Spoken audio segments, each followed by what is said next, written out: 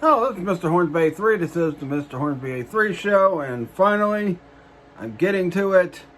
My problems with the Friday the 13th movies, pretty much storylines in that, and gonna be talking about that. But yeah, I've been promising this video for a couple weeks, so let's get into it. My problems with the Friday the 13th franchise. Let's start off with, of course, let's start off with Friday the 13th Part 5. Now, something that always bothered me about Friday the 13th Part 5, especially when I got older and watched it, was why did Roy never kill Vic for killing Joey? Because, I mean, the whole thing was Vic killed Joey, which caused Roy to go crazy and to kill people. But yet, he doesn't find a way to kill Vic in Friday the 13th Part 5. So I don't get how in the world he was freaking so upset about his son dying when he didn't even go after the person who was responsible for his son's death. Yeah, get that out of the camera. Anyway. Next up, and actually this was supposed to be my first one, but I jumped the gun a little bit, so yeah, we're doing some inventory. Yeah, inventory. Or improv, yeah. Doing some improv.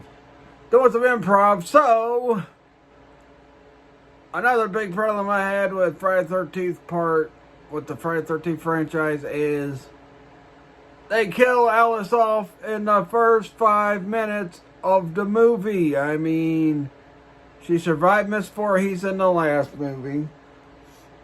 And not only that, they kill her off so easily that the movie just kind of, I don't know, just crazy. They killed Alice that quick in Friday the 13th. Well, I don't know. Just crazy how that worked out. What? Get tired. We're back here again after taking a week off, so yeah. Next up, these next couple are, of course, problems I have with Friday the 13th.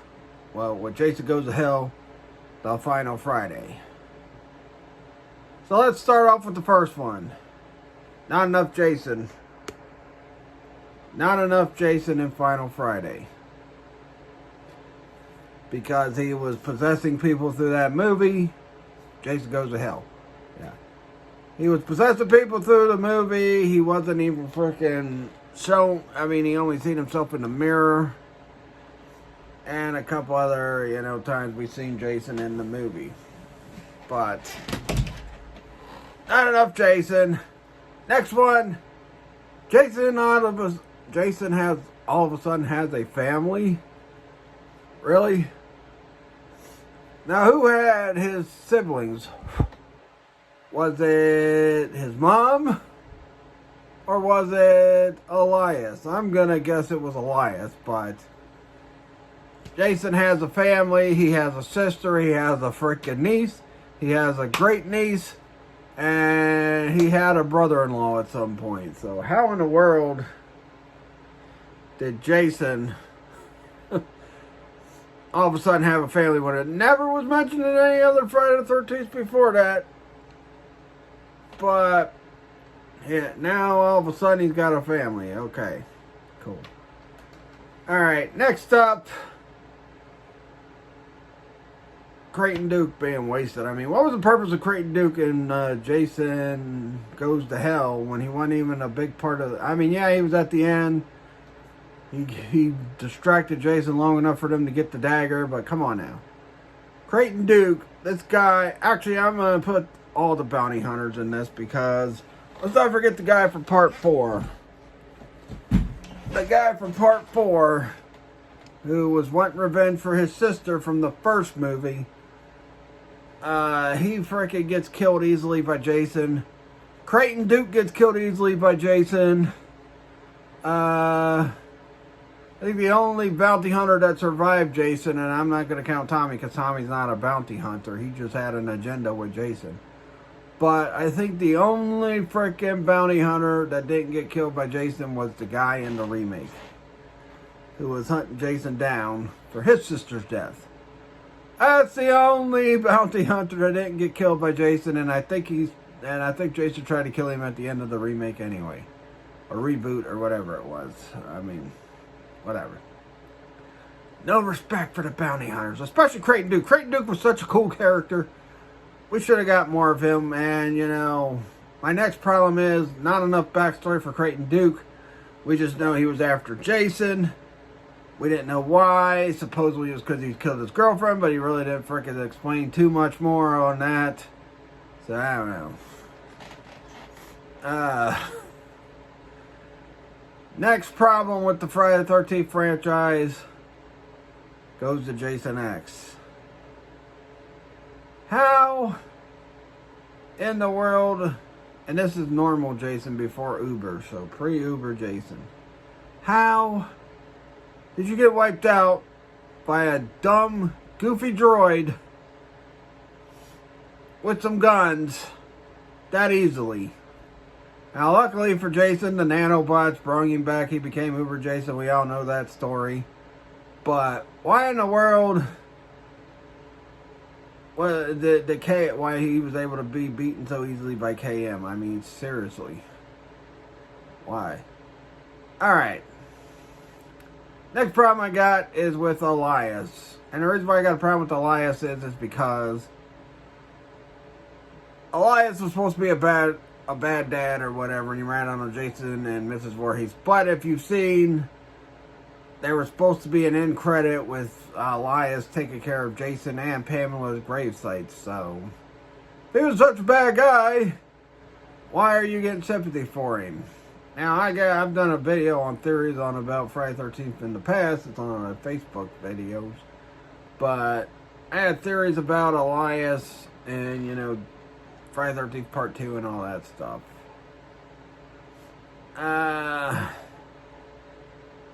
Next one. Friday the 13th Part 3. The ending. Where Mrs. Voorhees popped out, pulled Chris in, and the big problem was she didn't get killed. She didn't die. No, I'm kidding. First of all, why was Mrs. Voorhees in that lake?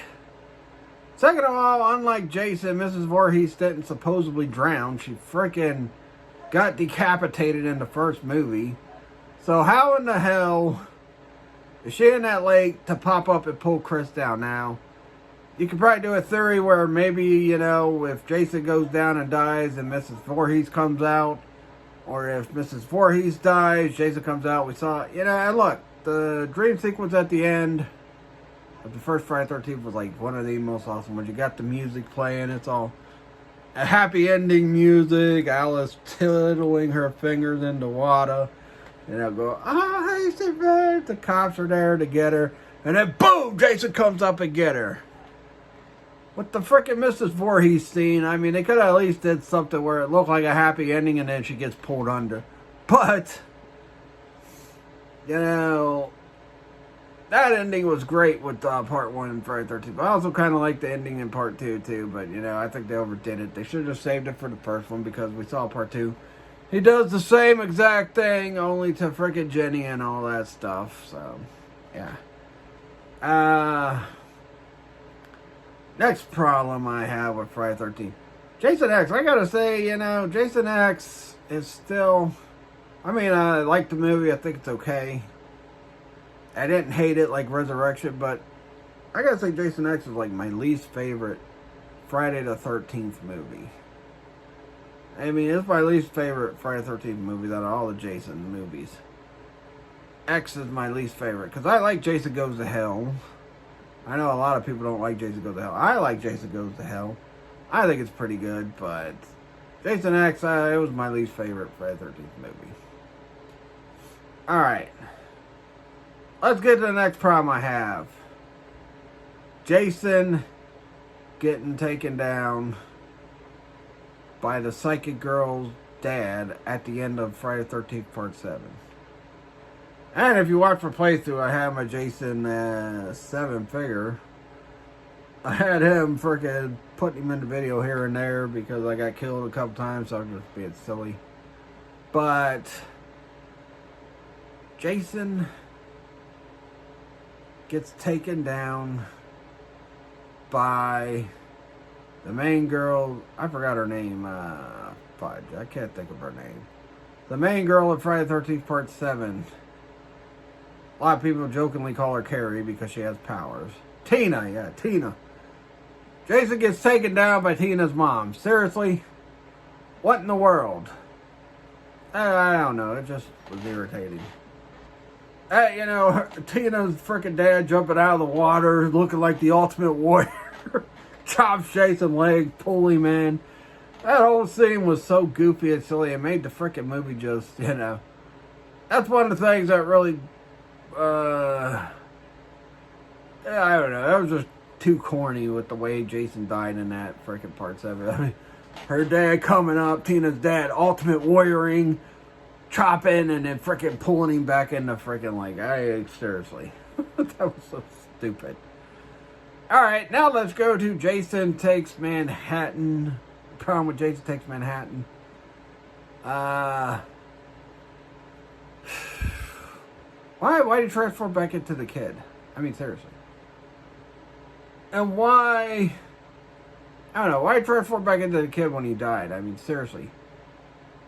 That freaking Toxic just, you know, he should have just died with the freaking melting away. Instead, he becomes the kid again. And it wasn't even the same kid. There was like, what, 3 different kids that played Kid Jason in freaking Jason Takes Manhattan? I mean, another problem I have with Jason Takes Manhattan, there's not enough of it in New York. Another problem as well is the fact that when he's messing with those punk rockers, he kicks their radio and they're like, come on, man, come on. And Jason just pulls his mask up, like, come on, bring it on. He just pulls his mask up and they're like, oh, no, we're good. Okay, we're cool. See you later. That was also campy. I mean, not enough Manhattan in Jason Takes Manhattan. I think that's everybody's biggest gripe about that movie. And I've been to Manhattan myself. So, yeah, I've been to Manhattan in 2018. So, yeah. Oh, my God. Jason turning back into the kid is one of my biggest problems, though. Alright, Friday the 13th Part 2. Look, I know Jason's simple-minded. And he knows his mom's dead, but he falls for Jenny's, you know, disguise as his mom. And all she did was just put the sweater on. I don't get that. I mean, seriously. Why did you freaking... How? Look, I get it. Jason's supposed to be simple-minded. Okay, yeah. But come on now. She don't even have the same hairstyle as your mom. If she had the same hairstyle as your mom and looked a lot like your mom, I could see that freaking just, you know, be a, you know, that would be a reason for Jason to fall for it. But, not even, I mean, she don't even look nothing like his mom. I mean, seriously. She looks nothing like Jason's mom. And of course, we got to talk about some of the deaths of Jason. Let's talk about some of the stupidest ways Jason has died in the Friday the 13th franchise. First off, let's go with the dagger. He gets killed by the dagger. Although he gets blown up at the beginning of the movie, blown to pieces. That's why he's possessing people. But he gets killed by a goofy dagger. I mean, all the freaking mystical elements they went with in that movie, which was kind of, and like I said, I like Jason Goes to Hell. But, you know, even though I'm a fan of the movie, I think, you know, all the mystical stuff they put in it was just so stupid. I get Jason possessing people. We've had a Freddy Krueger movie where Freddy's freaking possessed somebody, so, yeah. But, a freaking dagger? Alright, let's talk about the way Jason died in Friday the 13th. Part 2. Just one slice to his shoulder. Although he did get up and freaking jumped through the window and pulled Jenny through. And I'm guessing Paul saved Jenny and he freaking killed Paul. I don't know. We never got clarification on if Paul's dead or alive. All we know is that, they got killed. All we know is Jason busted through the window, grabbed Jenny, and that's how it all ended. And then Chris, all the stuff Jason went through in part 4 or part 3, and she just chopped him in the head and that's how he dies. I mean, she hung him. She freaking threw a bookshelf on the top of his head. I think hit him in the head with the TV. Or maybe that was part 4. Hit him in the head with freaking the TV. I don't know. I have no clue. But whatever the case was, he dies by being chopped in the head once, and he still wasn't dead. Speaking of part 4, let's get to part 4. First off, let's get to why the heck Tommy Jarvis, why Jason fell for Tommy disguised as Jason. And what Tommy was thinking when he decided to disguise himself as Jason. Did he think that Jason would fall for it? I don't know, I guess so. I mean, when you think about it, Corey Feldman and Tommy Jarvis kind of look like Kid Jason in the movie, unlike with frickin' Jenny and frickin' Jason's mom. Corey Feldman kind of looked like him. Which, he kills him. Just destroys Jason with the frickin' machete.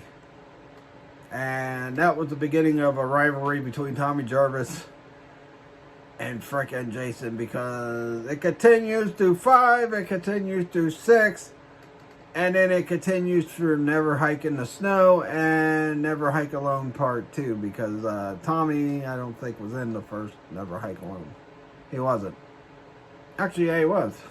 So yeah, he was, yeah. And Never Hike Alone Part 1, that feud still continued. But anyway, next problem. Friday the 13th Part 6. No nudity. Every other Friday the 13th movie, including the remake, has had nudity. And you didn't put no nudity in Part 6? What in the world? Now, I know it was, more of a freaking Scream. Yeah, it was more of a style like Scream, which, by the way, I get so sick and tired of people not giving Friday the 13th Part 6 the credit. I mean, a lot of fans do, but like critics and that don't give Friday the 13th Part 6 the credit for actually being the first horror slasher movie to poke fun at the horror movie tropes. Another problem with Part 6 is the sheriff and Deputy Dewey, because they look like idiots. They're sitting there, Tommy Jarvis is warning them, hey, Jason's come back. I brought Jason back. I know, he's still alive. Jason's come back. And they're more worried about Tommy than they were worried about Jason. Seriously. That sheriff sure found out at the end that Jason was real. He definitely found out for sure that Jason was real at the end of the freaking movie. And I know the guy's name ain't Deputy Doofy, but I'm calling him Deputy Doofy because he was Doofy before Doofy was a thing. Anyway. I know it's Rick whatever. Rick Cologne, yeah. Anyway, speaking of incompetent cops, Friday the 13th movies, what the heck was the sheriff doing in Part 5? All these deaths are happening. All he says is, I know who did it. It was Jason Voorhees while he smoked a cigar. The mayor's like, no, Jason's dead. How's it Jason Voorhees? Actually get out there and do some detective work. But yeah, I mean, it's like, Part 5, Part 6 had the most incompetent cops in any of the freaking Friday the 13th franchise. I gotta say that. These cops were so incompetent that they didn't realize the real threat until it was too late. I mean, imagine what would have happened had Tommy, Reggie, and Pam not beat Roy. They'd probably be dead. Or Tommy would take the blame for it. Like Pam gets killed and then, Reggie gets killed. I don't know. But golly, the cops in Part 5 and Part 6 are very incompetent in Friday the 13th. Alright, let's see. What else? Well, I think I got a couple more problems. And then I'll end this one. Alright. So let's go back to the first Friday the 13th. Because, everybody talks about the Necronomicon from Jason Goes to Hell. How did Mrs. Voorhees not know that Jason was still alive? If she's the one that, because everybody thinks she's the one that brought you back with the Necronomicon. It could have been Elias. And he put Jason in hiding. I don't know. But how did she not know Jason was still alive? Because the whole point of Part 1 is she's killing everybody because she thought Jason was dead. So how does she not know her son's alive? Unless Elias did it, and Elias is the one that hit Jason, and Elias is the one that used the Necronomicon to bring back Jason. Which I'm pretty sure that's what happened. But how did she not realize her baby boy was still alive? I don't know. It's crazy how, these things play out. Next up, what was Jason's obsession with Chris? Because we know the scene I'm talking about, they didn't explain. Not only that, they didn't explain how Jason had a different look at the time he went after Chris from the time he was in Part 2. So, and that supposedly happened years ago. At least a few years before the events of Part 3. Part 1, Part 2, and Part 3. So, first of all, how did Chris's parents save her from Jason? Second of all, why was Jason particularly singling out her? And going out there, whatever he did, they were implying that he might have raped her, who knows. But why her? All the other hot chicks he's chased in the Friday the 13th movies, and he was fixated on Chris. I mean, seriously. He was fixated on Chris Higgins. All the other hot chicks he's chased, and he was fixated on her. I don't know. Let's see.